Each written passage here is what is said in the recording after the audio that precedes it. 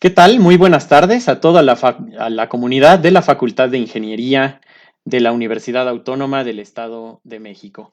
Los saludo con muchísimo gusto para presentarles al ponente de esta tarde del día de hoy. Él es el doctor David Joaquín Delgado Hernández. Es ingeniero civil y maestro en Ingeniería de Sistemas por la Universidad Nacional Autónoma de México, titulado con mención honorífica. Doctor en Ingeniería por la Universidad de Birmingham, Inglaterra. Es autor de 4 libros, de más de 100 artículos técnicos y líder de 10 proyectos de investigación científica sobre ingeniería. Ha brindado más de 25 conferencias internacionales en Alemania, Argentina, Bolivia, Colombia, Chile, China, Corea del Sur, Costa Rica, Estados Unidos, Holanda, Inglaterra, Irlanda, Malasia, México, Perú, Singapur y Turquía. Además de esto, ha trabajado para la Comisión Federal de Electricidad, empresa mexicana generadora de energía eléctrica. Actualmente es profesor de licenciatura, maestría y doctorado en la Universidad Autónoma del Estado de México, donde también ha sido consejero académico y de gobierno, coordinador de la maestría en análisis de decisiones, jefe de la División de Ingeniería Civil y subdirector académico de la Facultad de Ingeniería. Les pido por favor recibir a nuestro ponente de esta tarde. Doctor, adelante por favor, es tu público.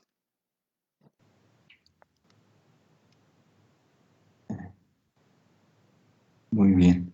Muchísimas gracias, Agus, por la amable presentación. Encantado de poder participar con el Departamento de Difusión Cultural de la Universidad, sobre todo conmemorando estas fechas de septiembre, ¿verdad? Que sabemos que han marcado en la historia de nosotros los mexicanos, pues una situación en la cual pues los sismos ha sido el común denominador. Vamos a platicar un poquito acerca de este tema.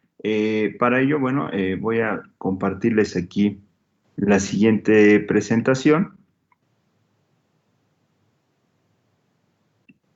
y les voy a pedir, por favor, que sean tan amables de tener a la mano sus teléfonos celulares para que tomándole directamente una foto a la pantalla, puedan ustedes escanear unos códigos QR que les voy a presentar en un momento para que podamos ir interactuando. Alternativamente, pueden en su teléfono celular escribir una dirección y una clave que les voy a dar, también para que de igual manera puedan ustedes interactuar y vayamos participando todos en paralelo. Muy bien, entonces vamos a platicar acerca del rol de los ingenieros ante los sísmicos. Sabemos que, bueno, la ingeniería civil es una de las áreas que se dedica a este tema de los sismos, pero también tenemos otras áreas como son la geología, como son, bueno, la arquitectura también tiene algo que ver, todo lo que es la geomática, etcétera. Son distintas áreas, los sismólogos, desde luego, tienen una relación directa y somos profesionistas que estamos tratando de entender qué es lo que pasa con el mundo, ¿verdad? Con la Tierra, con las placas tectónicas y demás. Aquí les presento una foto de un edificio de 4 niveles ubicado en la colonia Roma, en la calle de Chiapas, en la Ciudad de México, el cual fue afectado durante el sismo de 1985. Fue el 19 de septiembre a las 7:19 de la mañana. Bueno, resulta ser que la casa que está aquí al lado era la casa donde vivía mi abuela materna y a mí de niño me tocó presenciar en carne propia toda esta tragedia, esta catástrofe que se vivió en la zona centro de la Ciudad de México y eso de alguna manera me marcó. En ese momento, siendo un niño de escasos 10 años, me pregunté por qué se caen las estructuras, qué fue lo que pasó y parte de eso fue la motivación que años más tarde me llevaría a estudiar la carrera de ingeniería civil para saber qué es lo que estaba pasando con las estructuras. Bien, vamos a comentar que, bueno, los sismos se sienten cuando superan los 6 puntos en una escala, ¿verdad? De sensación sísmica. Les voy a presentar aquí cómo está este tema de los sismos. Bien, nosotros tenemos una sección transversal de la corteza terrestre en la cual podemos de alguna manera ver dos cuestiones importantes. Podemos ver aquí que hay un epicentro, es el punto en el cual, digamos, estando en la superficie terrestre, nosotros vamos a registrar el movimiento telúrico. Ese punto es a partir del cual se va a propagar. Siempre escuchamos, por ejemplo, cuando hay un sismo, que este viene de Oaxaca, que viene de Michoacán, que viene de Morelos, que viene de Puebla. Bueno, es el epicentro del movimiento. Pero también tenemos otro punto ya al interior de la corteza terrestre en el cual nosotros hablamos de un hipocentro y eso ya tiene que ver con la profundidad a la cual se registra el movimiento. Generalmente hablamos de que un sismo se puede presentar a profundidades de 100, 200, 300 kilómetros o más y dependiendo de qué tan superficial sea el sismo, pues va a tener mayor o menor intensidad. Muy bien. Vamos a ver ahora la propagación de las ondas sísmicas.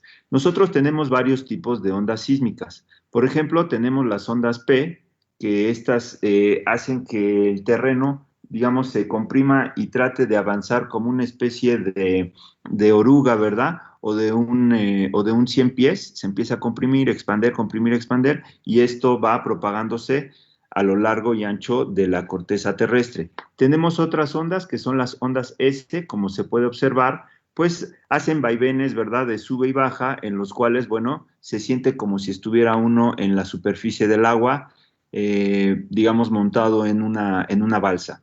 Tenemos, por otro lado, un tipo de ondas que se conocen como ondas Rayleigh, que es más o menos una combinación de las dos anteriores. Y por último tenemos las ondas Love, que estas, además de ir longitudinalmente, también van de manera transversal. Entonces, son los tipos de ondas sísmicas que nosotros tenemos.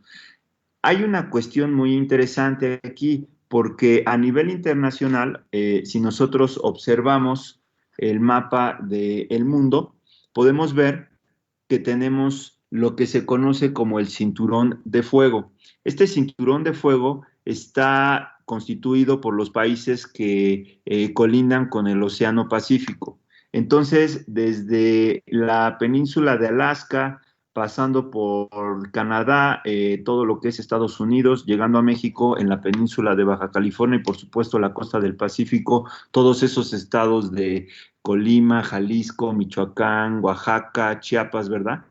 Que son los que tenemos nosotros en esa zona. Posteriormente, los 6, 7 países que conforman Centroamérica, llegando hasta Colombia, pasando por Ecuador, Perú y Chile, en nuestro continente son los que forman esta parte del cinturón.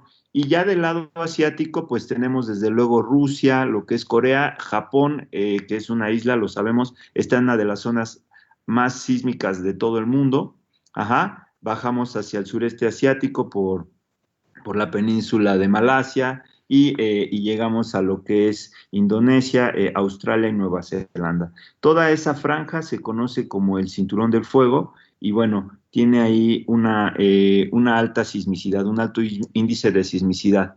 Hay distintos tipos de terremotos.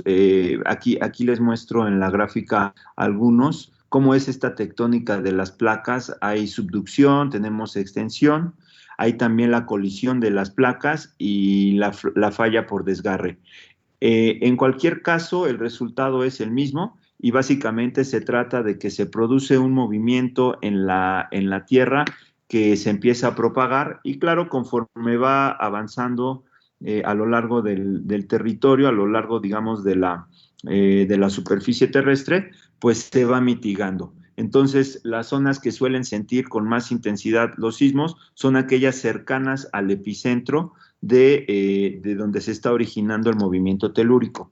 En lo que se refiere a la parte de las formas en las que medimos nosotros esto, estamos hablando de que podemos tener un sismógrafo que mide el movimiento horizontal. Aquí les presento cómo es que este sismógrafo trabaja. Empieza el movimiento de la Tierra y esto se mantiene en una estructura fija, la cual empieza a registrar las ondas sísmicas. Todas estas ondas, nosotros aquí en México tenemos una institución que está ubicada en la UNAM, en la Universidad Nacional Autónoma de México, que registra, es el Sistema Sismológico Nacional.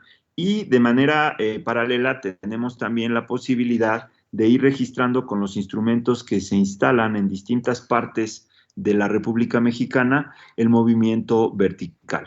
Entonces, aquí podemos tener de manera paralela tanto el movimiento, digamos, en un plano XY, como el movimiento en un eje perpendicular a ese plano, que sería el eje Z o el eje vertical. Correcto. En lo que se refiere a las escalas, pues básicamente hablamos de dos, la escala de Richter por un lado y por otro lado tenemos la escala de Mercalli. La primera es cuantitativa y habla de la magnitud de un sismo. Esto mide la energía liberada y bueno, para darles una idea, estamos hablando de unas cantidades muy interesantes de liberación de energía que se podrían comparar con la explosión de la dinamita, ¿verdad? Entonces, conforme vamos incrementando nosotros la escala, vamos teniendo mayor liberación de energía y bueno, pues podemos llegar incluso a equiparar esto con la liberación de energía que tendría, por ejemplo, la bomba atómica. Entonces, para que nosotros tengamos la sensación de un sismo, decíamos, es necesario superar el nivel 6, ¿no? Donde ya se tiene una intensidad fuerte de lo que se está presentando. Y bueno, un sismo de intensidad 6, pues ya es prácticamente sentido por todas las personas, ¿verdad? Los de menor intensidad quizás pues sean nada más sentidos por gente que es muy sensible. Aquí les voy a presentar un ejemplo de un simulador para que ustedes vean los efectos que produce un terremoto en las edificaciones civiles que nosotros tenemos construidas en las ciudades. Como ustedes pueden observar, bueno, ahí se trata de un parque, vemos que está el epicentro y vamos a irle metiendo un sismo de distinta magnitud. Por ejemplo, si metemos un sismo de magnitud 4, yo le pongo aquí ver los efectos, vamos a observar que, bueno, tiene una ligera sensación en lo que es la ciudad, pero no produce grandes daños. ¿Qué pasa si yo ya me voy a un sismo, digamos, de magnitud 6? Este sismo es el que les comentaba hace un momento, ya empieza a presentar algunos efectos, por ejemplo, anuncios espectaculares que se encuentran en la parte superior de los edificios pueden ya venirse abajo, al igual que las antenas y otro tipo de situaciones como muros y bardas perimetrales en distintas construcciones. Pero ¿qué pasa al momento en que le metemos un sismo, digamos, de magnitud 7? Bueno, ya le metemos aquí los efectos y observen cómo ya empieza a haber un daño en varias de las edificaciones dependiendo de la altura que tengan y de los periodos de vibración que tenga cada una de estas vibraciones.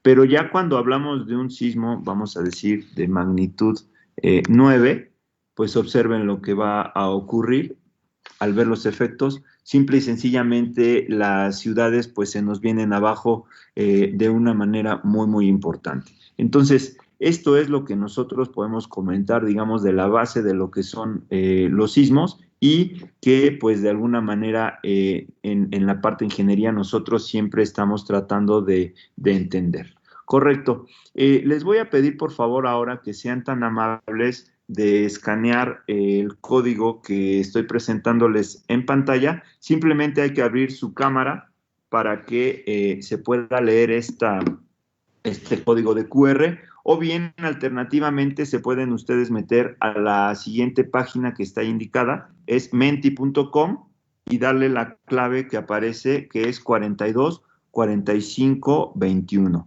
¿De acuerdo? 42 45 21. Entonces se meten a Menti y le dan, por favor, y vamos a correr la pregunta.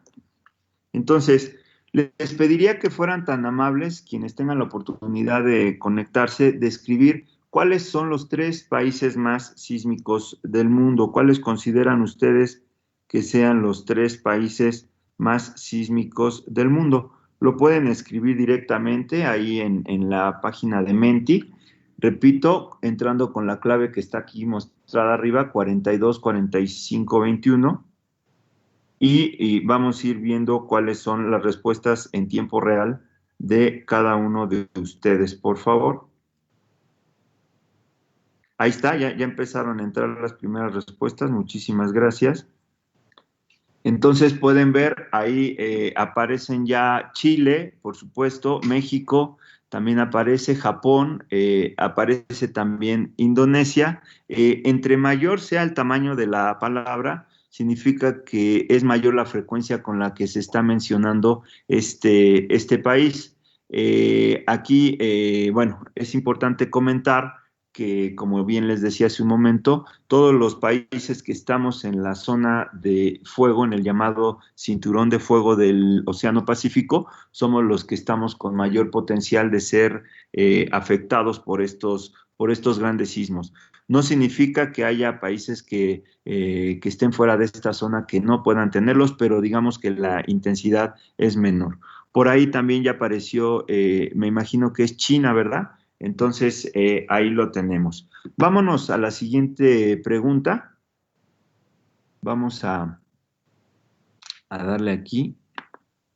Guatemala también apareció, por supuesto que estamos incluidos también en el cinturón de fuego. Ahora, la siguiente pregunta es, ya hablando de la República Mexicana, ¿cuál consideran ustedes que sea el estado con mayor actividad sísmica en México? Entonces, vamos a poner ahí las diferentes opciones y podemos observar que está el estado de Chiapas, el estado de Guerrero. Por acá tenemos el estado de Colima, Oaxaca, Michoacán y Jalisco. Todos ellos, como ustedes saben, están ubicados en la zona del Pacífico mexicano y ya están empezando a entrar las respuestas. Entonces, observen cómo observamos ahí que, bueno, Chiapas tiene un voto, por ahí tenemos el estado de Guerrero que ya suma 5 en este momento, el estado de Oaxaca también suma 5 y bueno, ya ahorita empieza a crecer un poquito más lo que es el estado de Guerrero, ¿de acuerdo? De hecho, bueno, les comparto que cuando diseñé esta pregunta estuve investigando en el Sistema Sismológico Nacional y están de hecho ordenados los estados del que mayor sismicidad tiene al que menor. Entonces resulta ser que en México Chiapas es el estado que tiene mayor sismicidad, seguido de Guerrero, en tercer lugar está Colima, posteriormente viene Oaxaca, Michoacán y cerramos con el estado de Jalisco. Muy bien, muchas gracias por sus respuestas. Ahorita vamos a tener más interacciones. Me regreso a la presentación. Entonces, vamos a ver el siguiente video, por favor. Le vamos a poner aquí play. El día era tan normal y ajetreado como los anteriores. De no ser por el simulacro que esta vez conmemoraría el 32º aniversario de aquella catástrofe que para la llamada generación del milenio significaba apenas una anécdota contada por los mayores y al que, dicho sea de paso, solo tomaban en serio las brigadas de protección civil, los directores de las escuelas y los niños que quieren extender la hora del recreo, el ruido y lo pintoresco del caos chilango despertaron ese martes tan de buenas como un viaje en metro a las 7 de la mañana. Casualidad inevitable o causalidad impostergable. La tierra tembló, se movió con rudeza y sin contemplaciones, sacudió calles, cuerpos y credos, derrumbó edificios, familias y planes, acabó con casas, rutinas y vidas. No falta quien piensa que la madre naturaleza nos envió un mensaje 7.1 veces más fuerte e indiscutible que el cambio climático, o quien crea que la profecía apocalíptica empieza a revelarse, o aquellos que sin tanto rodeo se consuelan creyendo que las cosas pasan por un algo tan efímero como incierto. Tan pronto pasó el susto, llegó el caos. Las calles se llenaron de confusión, angustia y miedo, mucho miedo. Papás aterrados colmaron las escuelas para saber de sus hijos, familiares corrieron a saber de los suyos, transeúntes se organizaron para comenzar una larga jornada de solidaridad. La electricidad falló, las líneas se saturaron y solo quedaron las redes, esa arma de doble filo que esta vez empuñamos para recobrar la calma. Ahí estuvimos todos, levantando escombros, instalando consultorios callejeros, haciendo labores de rescate, llevando agua y comida, compartiendo necesidades, repartiendo víveres, organizando brigadas, brindando resguardo y albergando desconocidos que solo sabíamos hermanos de dolor y pena. En pocas horas, la gran ciudad de Tenoch mostró su poderío y se puso de pie. En esta tierra de la que tantos se han burlado y a la que tantos han sometido, crecieron hombres y mujeres con fortaleza de acero y humanidad inquebrantable. Somos nosotros, la raza con piel de bronce y corazón tricolor, quienes levantamos una vez más la esperanza de un pueblo que no confía en su gobierno, que no confía en los políticos, que no confía en los partidos, que no confía en las Fuerzas Armadas, que no confía en la policía y que no confía en los medios de comunicación. Somos nosotros, hombres y mujeres valerosos, quienes ponemos de pie a un país en el que la tragedia y el horror son escenarios para el teatro político y la ayuda asistencialista. No queremos ayuda ni limosnas, queremos lo que por derecho nos pertenece, esta tierra, nuestra tierra. No queremos historias inventadas para ganar audiencia, ni las queremos ni las necesitamos. No queremos partidos políticos que nos donen de nuestro dinero para reconstruir lo que nadie nos ha regalado. Queremos que dejen de llenarnos los ojos y los oídos y la conciencia con toda la ignorancia que les rebosa y los rebasa. Nosotros, los mexicanos que ayudamos sin alardear y donamos sin presumir, sí podemos. Nosotros sí estamos aquí. Nosotros sí somos la esperanza de México. Nosotros sí movemos a México. Nosotros, los mismos de Tlatelolco y del 85 y de Atenco y de Ayotzinapa, los que no olvidan a Chiapas, Guerrero, Oaxaca, Michoacán, Veracruz, Tamaulipas, Coahuila, los que recuerdan a Paulette, a Florence Cassés y recordarán a Frida Sofía, las víctimas de la guerra contra el narco, los migrantes en Estados Unidos, los desplazados, los discriminados, los marginados.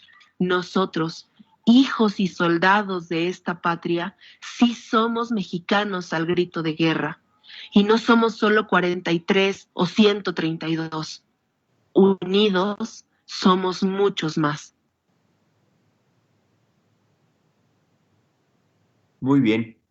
Vamos ahora a hacer un segundo ejercicio en el Menti, por favor.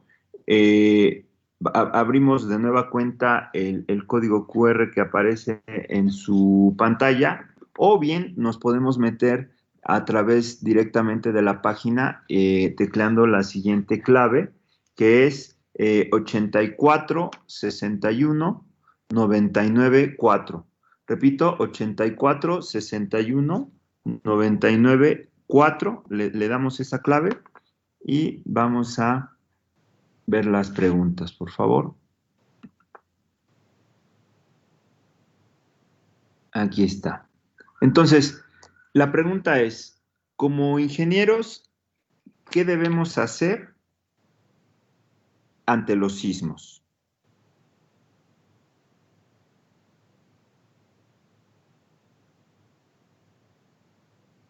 Sí. Otras.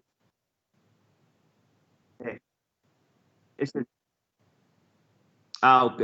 Entonces voy a abrir esa, la de qué profesiones. A ver.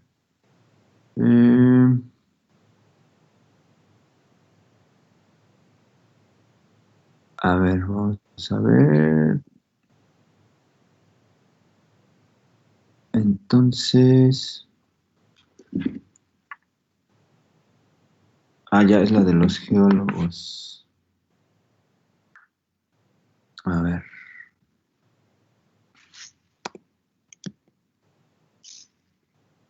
Mientras tanto, aprovechamos para leer algunos de los comentarios que están dejando en la transmisión de Facebook Live.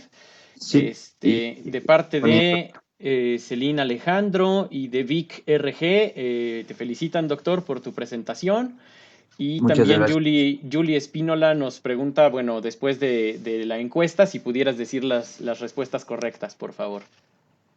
Claro que sí, con mucho gusto. A ver, tengo aquí, bueno, ya empezaron a entrar algunas respuestas, ¿verdad? La de como ingenieros, ¿qué debemos hacer? Arriba está la clave, por favor, nada más cambiamos la clave, es 84 61 99 4 y con eso podemos ingresar para poder seleccionar la opción que mejor consideremos, ¿verdad? Entonces, ahí les va a ir dando las opciones. Por favor, si son tan amables de ir metiéndolas y las vamos sometiendo. Ahí está. Bueno, miren aquí como ingenieros, ¿qué debemos hacer ante los sismos? La primera es, pues, diseñar estructuras más resistentes, eso es un punto importante. En segundo lugar, viene lo que es mejorar los reglamentos de construcción. De hecho, parte de las actividades que nosotros tenemos como ingenieros civiles e investigadores es precisamente esa, la de indagar cuáles son esas causas y de qué manera podemos mejorar el desempeño de nuestras obras de infraestructura, que sería el tercer punto, y creo que hay unanimidad en que ser espectadores es la que sí debemos evitar a toda costa. Vámonos a la siguiente pregunta. Ahora sí, ¿qué profesiones, verdad, o deben de hacer frente a los sismos o nos deben de proteger ante los sismos? Y vamos a ver cuáles son sus puntos de vista. Tenemos ahí 4 opciones. Por un lado tenemos a los geólogos, en segundo término tenemos a los ingenieros, posteriormente tenemos a los médicos y cerramos finalmente con los arquitectos. Entonces, ya están entrando las respuestas. Vemos que en primer lugar se colocan con 4.3 los ingenieros, en segundo lugar con 3.9 están los geólogos, después vienen los arquitectos y cerramos con los médicos. Claro, los médicos, bueno, pues ya están encargados básicamente pues de atender las consecuencias de todo lo que es el daño que produce un sismo, ¿correcto? Entonces, ahí se siguen manteniendo, ya hay un empate ahorita entre los geólogos y los arquitectos, pero lo que sí es una realidad es que los ingenieros pues se mantienen de nueva cuenta a la cabeza del ejercicio. Y es correcto, ¿verdad? Los ingenieros, porque somos nosotros los que estamos trabajando con la estática de las estructuras. Recuerden, los arquitectos trabajan con la estética, que las cosas luzcan de una manera agradable, y los ingenieros nos encargamos de la estática, que las estructuras no se caigan, que se mantengan siempre de pie. Correcto. Muchas gracias por sus respuestas. Vamos a seguir acá en la presentación. Bien. Les voy a poner un video de cómo nosotros simulamos en laboratorio algunas de las acciones y de los efectos que tienen los sismos en nuestras obras de infraestructura.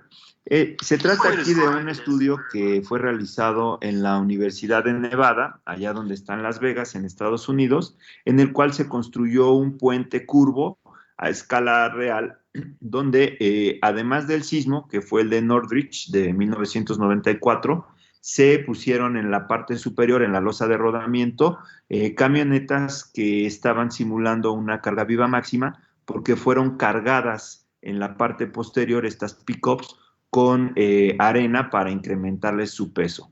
Lo que se hizo a lo largo del experimento fue instrumentar toda la estructura de pieza a cabeza. Se ahogaron dentro de los elementos estructurales, dentro de las pilas, dentro de las traves, la cimentación y la misma losa. Todos estos instrumentos que ayudan a monitorear pues los desplazamientos, las deformaciones, la cantidad de esfuerzos que se van presentando.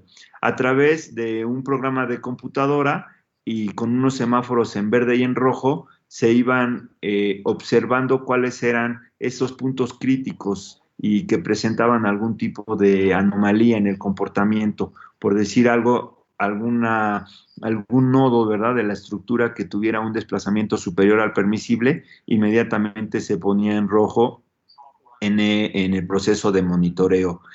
Al final del día lograron precisamente determinar el comportamiento de este puente en el laboratorio con la presencia simultánea de un sismo máximo, es decir, un sismo de gran magnitud, con carga viva también máxima. ¿Por qué? Porque, insisto, estaban las camionetas cargadas a tope en la parte posterior para incrementarles el peso.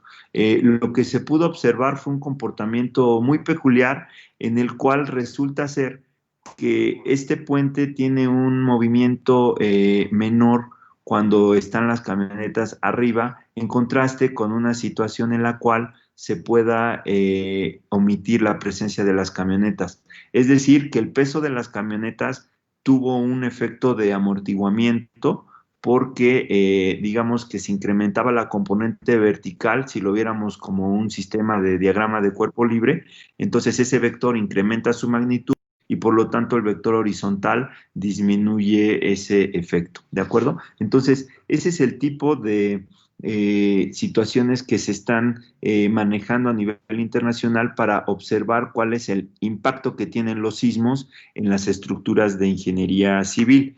Por otro lado, bueno, en varios países ya se están creando y proponiendo algunas alternativas para amortiguar. En Acapulco ya existen algunos hoteles, ¿verdad?, de gran altura que están utilizando este tipo de sistemas de amortiguamiento.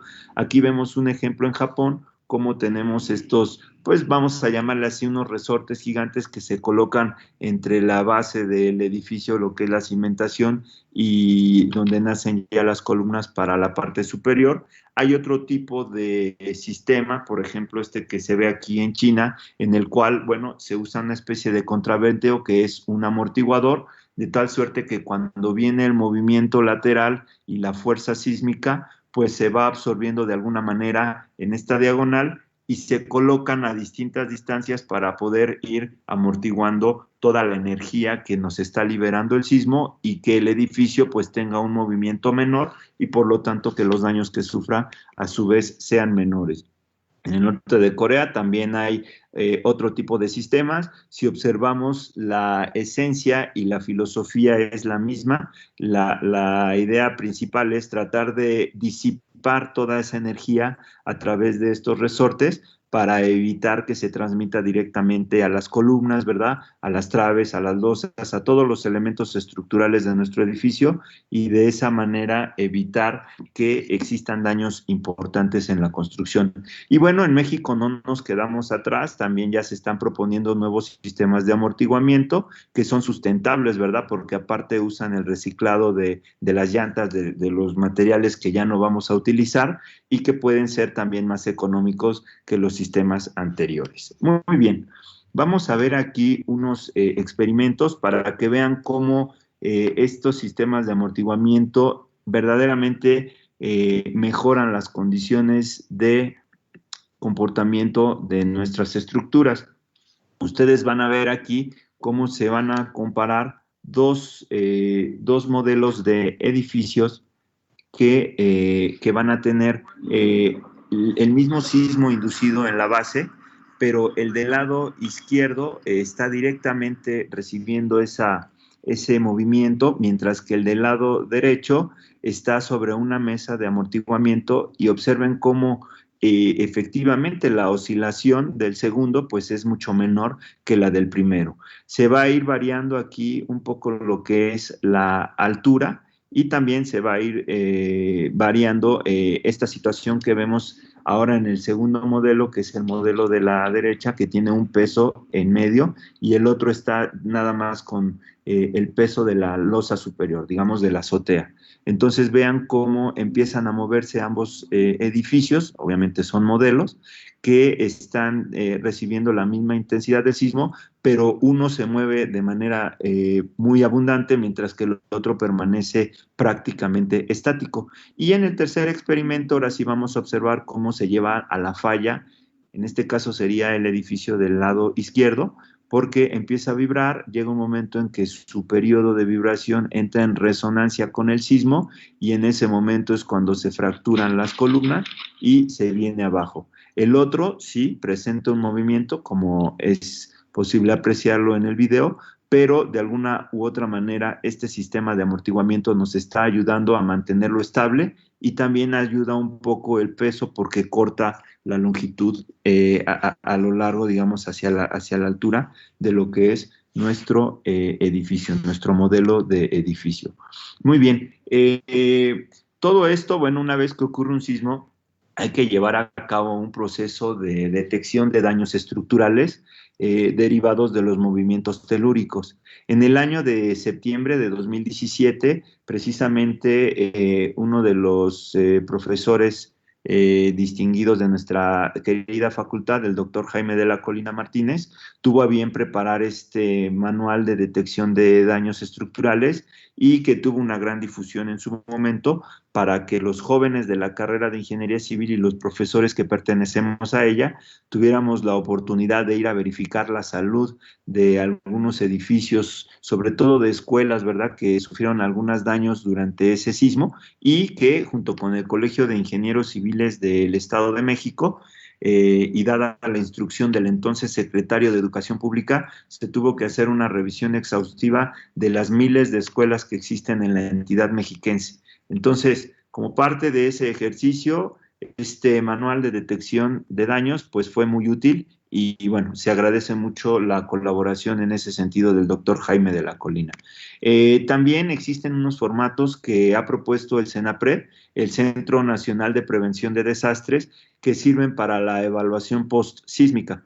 Este tipo de formatos ya tienen preestablecidas las características que tenemos nosotros que revisar una vez que nuestra estructura se ha dañado, para que revisemos si hay agrietamientos, si hay fisuras, por ejemplo, en los muros, si se presenta algún desprendimiento de plafones, por ejemplo, ya al interior de las oficinas, si son hoteles, bueno, de las habitaciones del hotel, si se trata de una casa, bueno, de las estancias, la sala, la cocina, las recámaras, etcétera. Todo esto con la finalidad de calificar en un semáforo. Ya saben que, bueno, muchas de las cosas las manejamos nosotros a través de estos tres colores universales. El verde indicando que está bien, el amarillo indicando que, bueno, puede haber cierto riesgo y el rojo, en definitiva, ya representaría un peligro importante. ¿De acuerdo? Entonces, ese formato del CENAPRED también está disponible en la página de la facultad. Pero, ¿qué pasa y cuál es el rol que tenemos nosotros como ingenieros? Bueno, tenemos por un lado digamos, la encomienda de la sociedad de diseñar estructuras que resistan estos sismos. Para ello, creamos los reglamentos y tenemos siempre la necesidad de estarlos actualizando en función de los movimientos que vamos conociendo y vamos teniendo como nuevos. De tal suerte que, por ejemplo, hasta antes de 85, bueno, había habido un sismo importante en 1957 aquí en México, pero los reglamentos no habían contemplado un sismo de la magnitud del de 85. Cuando llega este sismo, se cambian los reglamentos y en ese momento, pues ya las construcciones nuevas tienen mayor capacidad de resistencia ante movimientos de esa magnitud. Sin embargo, las construcciones viejas pues siguen teniendo las características de diseño originales, pero existen métodos de rehabilitación de estructuras, de las cuales, bueno, voy a platicar un poquito en este momento. Hay una que se llama el encamisado de concreto, donde aquí podemos observar en la figura que se encuentra en el núcleo la estructura original, digamos la sección cuadrada original, y nosotros vamos a bordear, a rellenar, por decirlo así, vamos a encofrar, a ponerle una cubierta, ¿verdad?, con más concreto y más acero para aumentar la sección de esta columna inicial. Aquí en la fotografía observamos cómo se pone el emparrillado ya alrededor de una columna existente y después se lleva a cabo el proceso de colado. Este mismo encamisado puede hacerse con otro material que es muy importante para la industria de la construcción, que es el acero. En este caso, bueno, se trata de ir poniendo unas placas de acero para darle un refuerzo importante, sobre todo en los nodos, ¿verdad?, que es donde se juntan las traves, que son elementos horizontales o vigas, y las columnas, que son elementos verticales. De esta forma, nosotros podemos ir fortaleciendo nuestra estructura y, desde luego, pues requiere esto de un análisis. También podemos recubrir muros, ¿verdad?, con mallas de acero, para darles capacidad a la tensión y que cuando llegue el movimiento del sismo, pues estas minimicen la presencia de fisuras y de grietas, ¿verdad? La diferencia entre una fisura y una grieta es básicamente el espesor que tiene. Ya cuando hablamos de una grieta, estamos hablando ya de más de medio centímetro de separación, ¿verdad? Y si es menor, bueno, estamos hablando de una fisura, aunque hay distintos criterios también para catalogarlas. Muy bien. De otra manera de poder fortalecer y rehabilitar nuestros edificios es a través de la construcción de contraventeos. Se trata, bueno, de unos elementos en diagonal que nos sirven para, normalmente son de acero, que nos sirven para poder absorber la energía cuando viene un sismo. Entonces llega el sismo, empieza a moverse la estructura, pero toda esa energía que se está teniendo se empieza a disipar en estos contraventeos.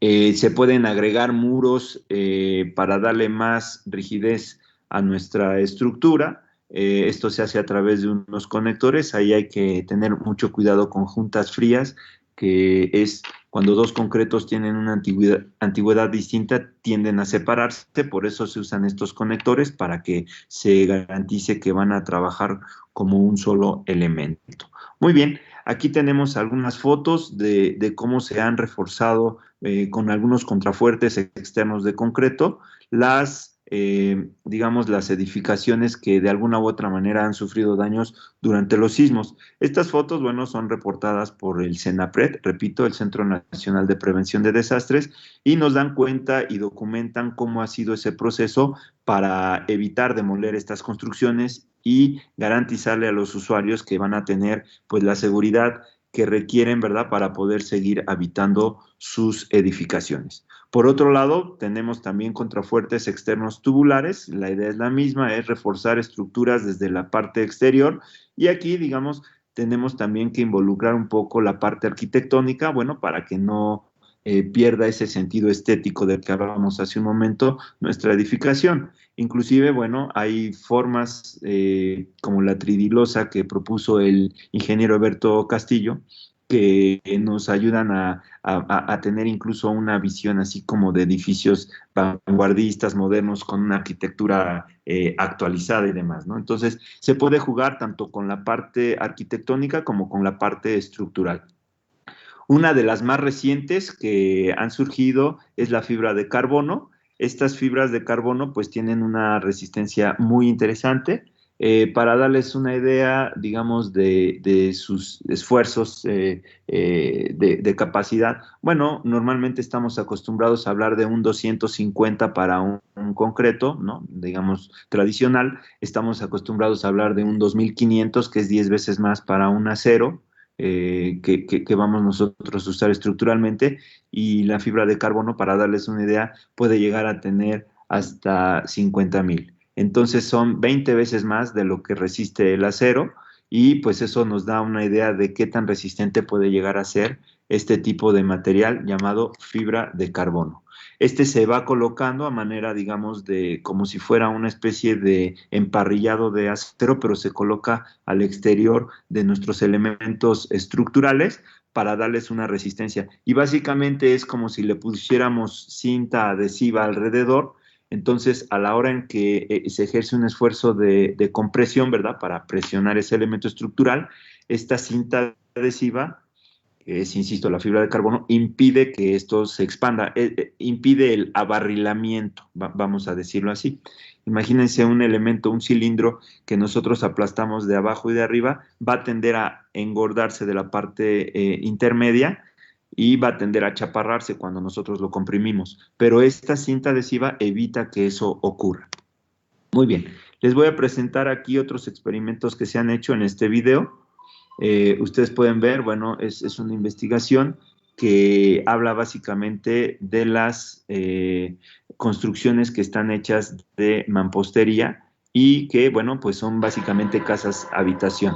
Esta es una casa, aquí no tiene ningún tipo de refuerzo adicional, y en el momento en el que se presenta el sismo, pues observen cómo empieza literalmente a desgajarse, ¿verdad?, todo lo que es la mampostería, los tabiques en este caso, y observen cómo se presentan estas grietas a 45 grados, por el efecto de las fuerzas laterales que ejerce el sismo sobre nuestra pequeña casa. De tal suerte que, bueno, ahí podemos ver que sí hay un refuerzo en la parte superior tanto de la puerta como de la ventana, y ahí se mantiene un poco más consistente y más confinado, digamos, la mampostería. Ahora, ¿qué pasa cuando le ponemos un recubrimiento? Pues ya se mueve como un todo la estructura. Observen que se evita la aparición de las grietas, pero bueno, como esto no tiene un cimiento, ¿verdad? No está anclada a la tierra, se está moviendo como un todo esta casa. Ahí vemos toda la vibración, pero vean que tiene un comportamiento mucho mejor que cuando la mampostería está expuesta y es aparente.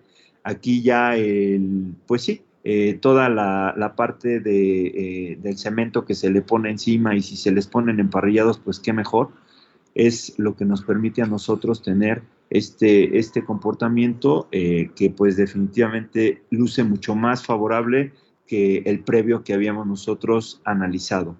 Y fíjense que hace un momento les hablé del uso de las llantas, ¿verdad? Para reciclarlas y usarlas como medidas de prevención. Pues resulta ser que sí se están haciendo unos refuerzos en este tipo de casas de mampostería, y aquí podemos observar cómo se cortan tiras de hule precisamente de los neumáticos que ya no se van a utilizar, para poderlos emplear, digamos, como unas ligas que le van a dar soporte a nuestra estructura, en este caso una casa también de mampostería, de adobe, ¿verdad? Que es un material pues un poco menos resistente, pero si ustedes observan, como las llantas, bueno, pues tienen la capacidad elástica, ¿verdad? De poderse estirar y volver a regresar a su posición original. Entonces, bueno, pues tiene la ventaja de que en el momento en el que se desechan, se pueden empezar a utilizar en este tipo de situaciones. Después de aplicarle un sismo, muy parecido al de la mesa vibratoria que vimos hace un momento, vemos la presencia de todas las grietas, insisto, a 45 grados, que son típicas cuando viene un sismo y que se presenten en los muros, pero vean cómo estas ligas, bueno, estos pedazos de llanta han mantenido la consistencia de nuestra obra, de nuestra casa, y han impedido que, bueno, se vengan abajo estos muros. Estos pues son avances interesantes que cada vez estamos viendo. Y bueno, ahora sí vámonos a la siguiente, a la siguiente participación. A ver, espero que esta vez lo podemos leer directamente. Y si ustedes son tan amables de meterse a Menti, leer el escáner o meterse a Menti, y la clave es 89639119. Déjenme confirmar que esa es la clave. A ver si esta es. Aquí. Ahora sí, la pregunta es, ¿qué institución debe asumir el liderazgo en el Estado de México con relación a la presencia de sismos? Y ahí tenemos tres respuestas. Por un lado tenemos la Cámara Mexicana de la Industria de la Construcción. En segundo término tenemos el Colegio de Ingenieros Civiles de México. Y por último tenemos a nuestra máxima casa de estudios, la Universidad Autónoma del Estado de México. Ya están empezando a entrar las respuestas. Repito, pueden meterse a la página www.menti.com y pueden ustedes teclear la clave directamente que aparece ahí en la parte superior de su pantalla, que es la 89639119. Lo pueden hacer tranquilamente desde el teléfono celular. Y vemos que siguen llegando respuestas. Hasta el momento, en primer lugar, se mantiene firme con 2/3 de la votación lo que es el Colegio de Ingenieros Civiles del Estado de México. Tenemos en segundo lugar lo que es nuestra máxima casa de estudios, repito, la Universidad Autónoma del Estado de México. Y por último tenemos a bueno, ahorita ya están empatando, a la Cámara Mexiquense de la Industria de la Construcción. En términos generales, vemos que la mayoría se ha inclinado porque el Colegio de Ingenieros Civiles del Estado de México asuma el liderazgo en relación con la presencia de sismos en el Estado de México. Vámonos a la siguiente pregunta, que dice así. Bueno, vamos a preguntar esto: ¿cuál es la mejor facultad de ingeniería? Y bueno, ahí hay tres opciones, ¿verdad? Tenemos lo que es la UNITEC, la UEMEX y tenemos el TEC de Monterrey. Y bueno, pues ya estamos viendo que ha sido unánime la respuesta, ¿verdad? En que la Universidad Autónoma del Estado de México tiene, si no la mejor, sí podemos decir que es una de las mejores facultades pues digamos, de la República Mexicana, ¿no? Es común, y ustedes lo pueden observar, que la Universidad Mexiquense se logra colocar prácticamente en todos los rankings dentro de las 15, 20 universidades más importantes del país. Y ya si lo sesgamos, digamos, a la parte pública, normalmente solemos estar entre las primeras 10 mejores universidades de México. Entonces, muy bien por sus respuestas. Muchas gracias por interactuar. Creo que ahí nos estamos dando cuenta pues de la importancia que tienen los ingenieros, que tenemos los ingenieros para poder controlar y mejorar la estabilidad de nuestras estructuras, ¿verdad? Entonces, aquí está, ahí está, 863, muy bien, correcto. Bueno, vamos a regresarnos para acá. Muy bien. Y bueno, pues ya para concluir, simplemente compartirles aquí mis redes sociales, ¿verdad? Donde me pueden seguir. En YouTube estoy con mi nombre completo, que es de David Joaquín Delgado Hernández. Ahí pueden suscribirse al canal. Me pueden escribir algún correo a mi cuenta de Yahoo, delgadoh01@yahoo.com. También en el WhatsApp, pues ahí podemos estar directamente en contacto. Y en el Facebook también me encuentran como David Delgado. Yo quiero agradecer muchísimo de nueva cuenta la invitación que se ha tenido para con un servidor y poder participar en esta charla conmemorando los sismos de septiembre tanto de 1985 como del año 2017. Ese sí nos tocó vivir a todos. Algunos nada más de los que estamos quizás aquí ahorita viendo esta conferencia, pues tuvimos la oportunidad de vivir en carne propia el sismo aquel de 85, pero el de 2017, pues a todos nos tocó. Y yo nada más quiero comentar, cerrar con un pensamiento que a mí me gusta mucho, ¿verdad? Y que tiene que ver con la situación que actualmente estamos viviendo del COVID, que a veces se nos presentan distintos obstáculos y que sentimos que, bueno, no podemos salir adelante, pero esta es como aquella metáfora de la piedra. Y si nosotros vamos en el camino y nos topamos con una piedra, le podemos dar distintos usos. Eh, voy a abrir aquí mi cámara, no sé si se pueda ver. Entonces, si por ejemplo, si nosotros pensamos en la misma piedra, pues podemos observar que una persona distraída lo que va a hacer es que va a tropezar con esa piedra. Pero si estamos hablando de una persona que es violenta, va a utilizar esa piedra como un arma para atacar a su enemigo. Si estamos pensando ahora en un emprendedor, pues ese amigo lo que va a hacer es va a utilizar esa piedra y la va a vender. Si hablamos de alguien que está todavía pequeño y es un niño, va a utilizar la piedra para usarla como si fuese un juguete.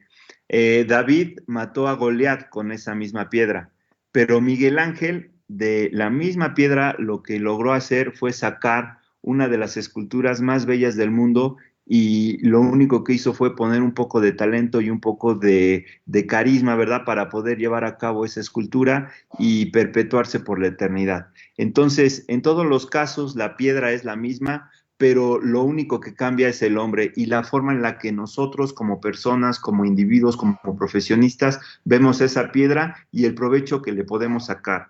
Esta pandemia, jóvenes, nos está representando un reto muy importante a todos que tenemos que superar. Y yo veo esto como una oruga. Una oruga antes de convertirse en mariposa se va arrastrando, llega a un árbol, hace, digamos, el capullo y demás, y después de un cierto tiempo puede volar y conquistar los aires. Y yo creo que es el mismo proceso que nosotros estamos viviendo.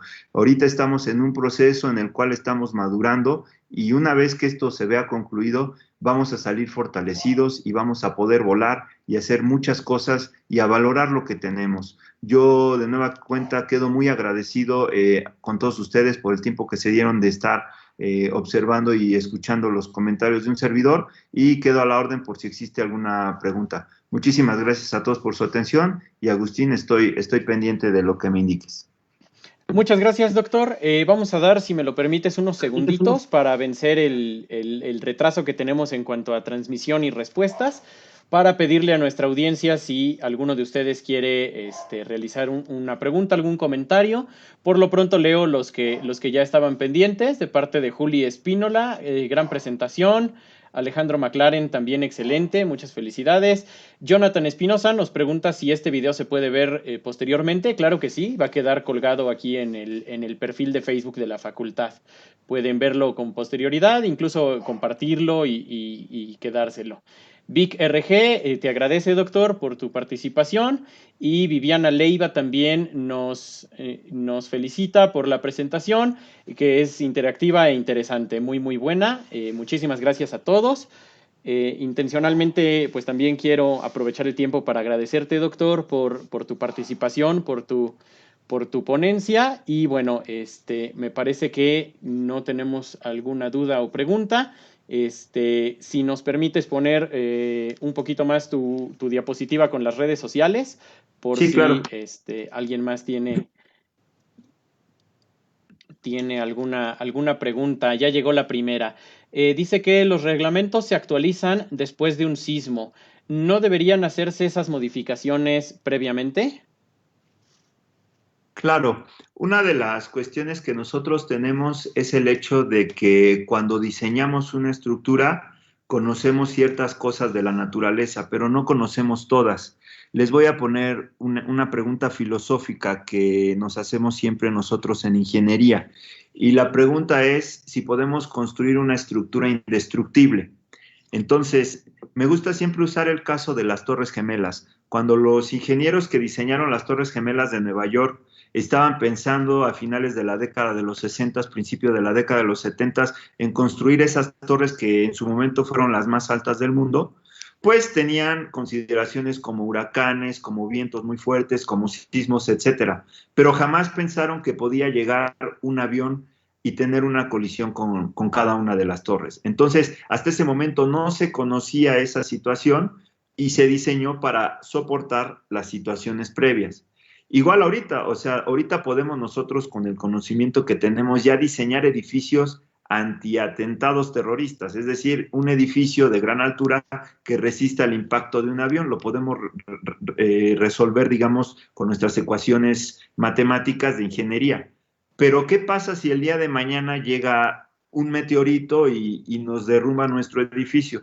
Entonces, esa situación estadísticamente es muy poco probable, aunque sabemos que eso fue lo que acabó y cayó aquí en la península de Yucatán con los dinosaurios hace muchísimos años, ¿verdad? Y bueno, eso se convirtió en petróleo, los dinosaurios y demás. Pero el detalle es que no tenemos todo el conocimiento para poder hacer una estructura indestructible, porque aunque hoy cayese ese meteorito y mañana ya estuviéramos con un nuevo reglamento diseñando para poder resistirlo, pues ¿qué va a pasar pasado mañana? Puede haber otra situación que jamás se haya presentado.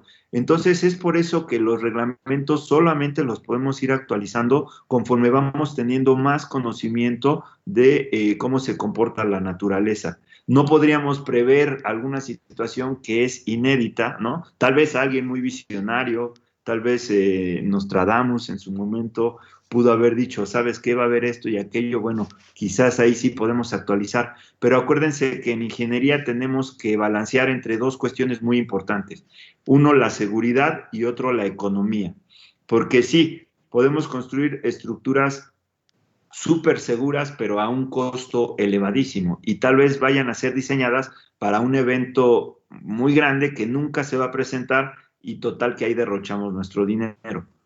Pero tampoco podemos irnos al otro extremo de construir una estructura muy poco resistente porque nos va a salir barata. A la larga nos va a salir más caro. ¿Por qué?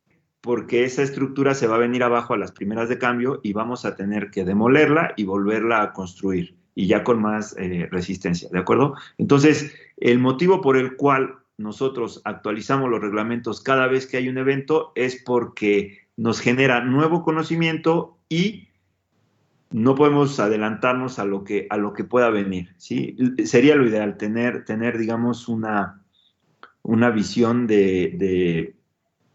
vamos, va a pasar esto y aquello, de una vez incluyámoslo en nuestros reglamentos, pero finalmente, hasta que no tengamos la evidencia palpable, no podemos proceder. Sería muy aventurado proceder a algo que no nos consta que va a ocurrir, que simplemente estamos especulando que puede ocurrir.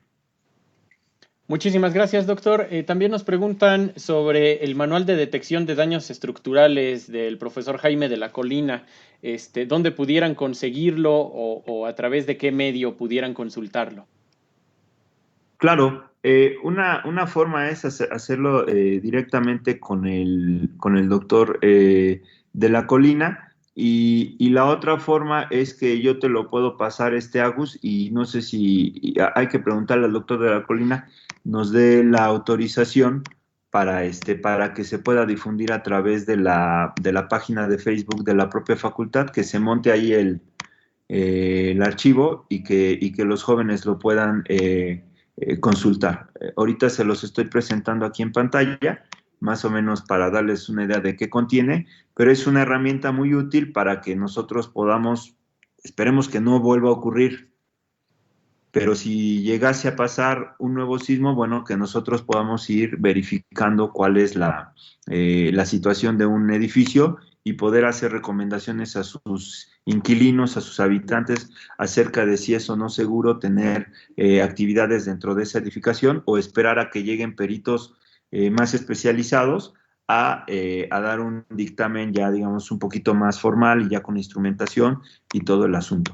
Entonces, me comprometo a comentarlo con el doctor de la Colina y si no hay inconveniente por parte de él, que yo espero que así sea, lo montamos en la página de Facebook de la facultad, Agus. Muchísimas gracias, doctor David. Por último, tenemos otra pregunta de Celina Alejandro. Dice, ¿los edificios de nuestra universidad están sanos para un supuesto próximo evento similar al de 2017? Que Sí, es nadie correcto. queremos que eso suceda, pero pues en caso Claro. de ello, nuestros edificios están, digamos, preparados. Claro. El ingeniero Raúl Vera, distinguido profesor de nuestra facultad y exdirector de la misma, que tiene también mucha experiencia en la práctica profesional de la ingeniería estructural, revisó en su momento los edificios de la facultad, inclusive se pusieron unas leyendas a la entrada de cada uno de ellos, firmados por él y demás, donde avalaba que efectivamente los edificios estaban en buenas condiciones, se encuentran sanos.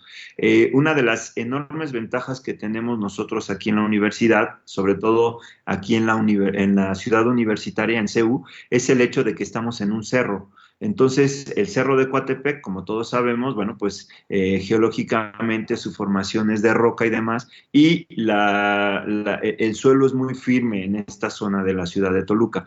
Entonces, eso nos ayuda muchísimo a que tengamos edificios resistentes. Aparte, la Dirección de Obras Universitarias siempre se apega total, completa y absolutamente a los reglamentos de construcción, tanto locales como nacionales, para poder llevar a cabo la construcción de obras que garanticen la seguridad. Recuerden que las escuelas, los hospitales, estaciones de bombero, estaciones de policía y demás son estructuras tipo A. ¿Qué quiere decir? Que son de la mayor importancia. Estas estructuras, en la eventualidad de algún sismo, tienen que permanecer de pie independientemente de cómo esté el resto de la ciudad. Entonces, tengan la plena certeza y seguridad de que para los sismos que hasta el momento conocemos, nuestros edificios de la facultad y del campus universitario van a hacerle frente a esos movimientos, ¿sí? Digo, nadie puede meter las manos al fuego por una situación que no se conoce, hay mucha incertidumbre.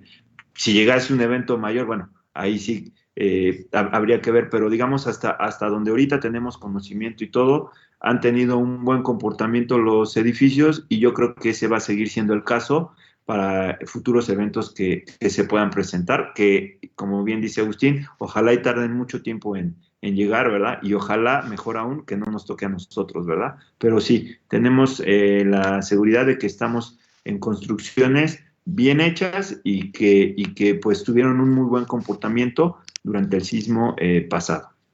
Muchas gracias, doctor. Nos pregunta Viviana Leiva, ¿en algún sitio leyó que se estaba intentando predecir cuándo iba a ocurrir otro sismo de grandes magnitudes? ¿Tú crees que eso llegara a ser posible? De hecho, en la facultad, en el doctorado en Ciencias de la Ingeniería, tenemos al maestro eh, Carlos Ramírez Piña, que él es ingeniero en computación y a través de unos algoritmos matemáticos está tratando de identificar precisamente algunos patrones de ondas sísmicas con sismos que se han presentado en los estados de Colima, Michoacán, Guerrero, etcétera.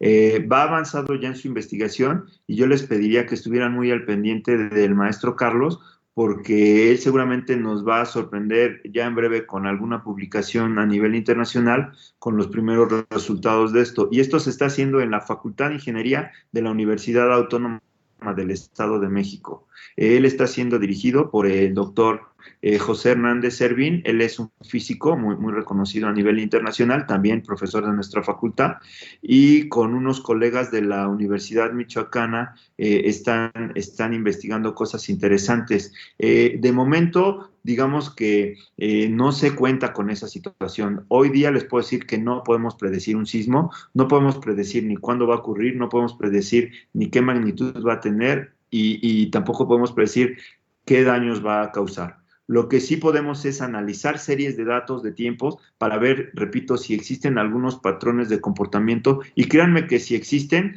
pues en algún momento se va a poder hacer eso. Y pongo un ejemplo muy concreto, el estado del tiempo. Hoy día nosotros, cualquiera en nuestro celular, podemos saber si hoy va a llover o no, inclusive hasta mañana. Ya tenemos modelos de pronósticos muy desarrollados que, bueno, el sistema mexicano de meteorológico tiene toda esta información y ya sabe que, por ejemplo, cuando se presentan ciertas nubosidades, ciertos patrones de viento en cierta época del año, combina todas esas variables y puede ser muy preciso a la hora de pronosticar, por ejemplo, si en un día por ejemplo, hoy o mañana va a llover. Inclusive nos dan ahí las probabilidades de lluvia.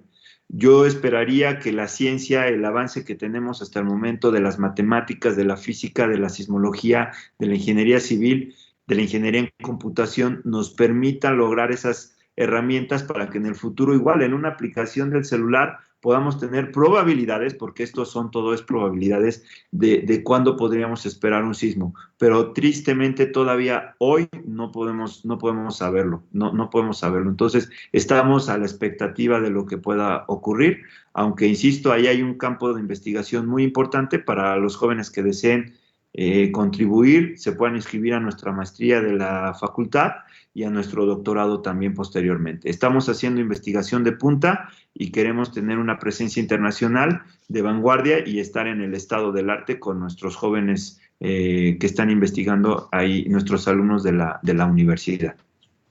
Muchísimas gracias, doctor. Por último, ¿se considera mejores a las ciudades que sufren un sismo y se reestructuran o las que lo sufren y no pudieron ser reestructuradas? Sí, yo creo que la resiliencia, que es un término que se está usando muy actualmente, que es la capacidad que tenemos para, digámoslo así, reacomodar tropas y volver a salir adelante, es muy importante. Y a nivel internacional tenemos ejemplos de ciudades que lo han logrado hacer.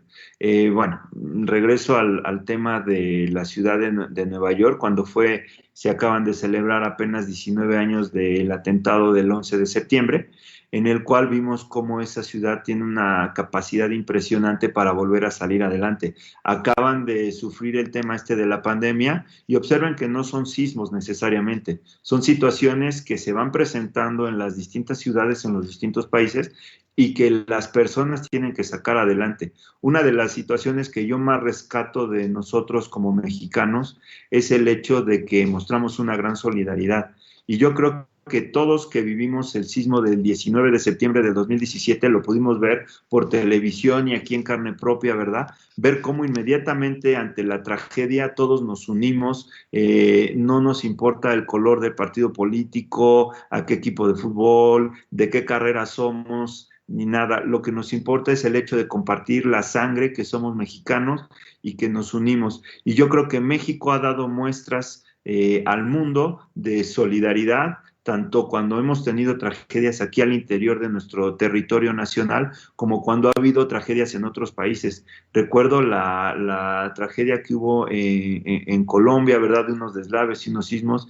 Nuestra directora, la doctora Dolores Durán, recuerdo que estaba con la inquietud de mandar y fue y compró despensas y ella en su coche y todo hizo, no a nombre de la facultad, sino a título personal, fue y donó y tal, y esfuerzos que han hecho profesores que tenemos nosotros en la facultad, que creo que son un ejemplo para toda la comunidad de jóvenes estudiantes, ¿verdad? Y no solo al interior de la universidad, sino también al exterior, de cómo nosotros como individuos podemos ir aportando y salir adelante. Entonces yo creo que cuando una ciudad o un país se ve ante una situación delicada, tienen a fuerzas que sacar la casta, no les queda de otra. Y ya con la ayuda internacional y todo, pues irán mejorando. Pero yo creo que como humanos no podemos dejarnos vencer. No podemos dejarnos vencer, siempre tenemos que tener esa capacidad de ir saliendo adelante y de alguna manera pues ponernos la camiseta del rol que estemos jugando en ese momento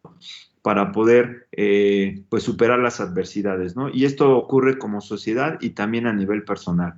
Entonces, yo me quedaría con esa situación de que siempre hay que ver hacia adelante y no nos podemos dejar vencer, ni por un sismo, ni por un atentado, ni por nada que se nos ponga enfrente. Muchísimas gracias, doctor. Pues no me resta más que agradecerte por tu participación, por tu compartir tus amplísimos conocimientos.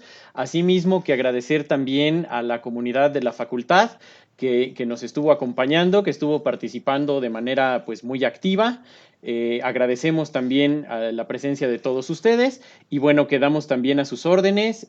Si queda alguna duda por resolver, con mucho gusto colóquenla en los comentarios y estaremos pendientes haciéndosela llegar al doctor David. Muchísimas gracias a todos y muy buenas tardes.